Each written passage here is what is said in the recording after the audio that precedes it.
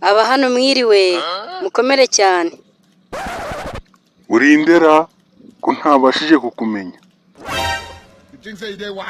Ego ko mana yanjye ahangaha se ndindera. Oya nzi ko naje gusaba serivisi ntago naje gufungwa. Ariko aka nakumiro none se sha bundi bakwita ndi ndikubwiye ko waje gufungwa. Jewe banyita Elistone ubundi se ntumbajije niba ndindera nge nzi ko naje gusaba serivisi icyangombwa none urambwiye ngo ndindera gute ntagira ubwoba urimo satani. None se sha icyangombwa uje gusaba ni icyangombwa cyo kujyana kwivuza. Turashize none. Oya cyo ntago aricyo kinzanye kuko ndi muzima ntabwo ndwaye hari ikindi.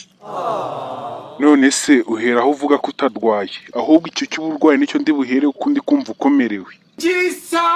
Oya rwose njye ntabwo ndwaye njye ndi muzima naje gushaka icyangombwa kinyemerera gukora ibindi bintu ubwo wowe ushaka kungira umurwayi ku ngufu.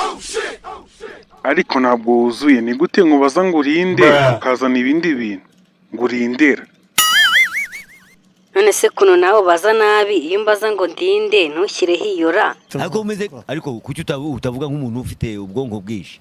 Karare muri wese ubundi sha subira iwanyu uzagaruke ejo wamenye uburyo basuhuza kandi wamenye n'uburyo bavuga amagambo neza gaceze.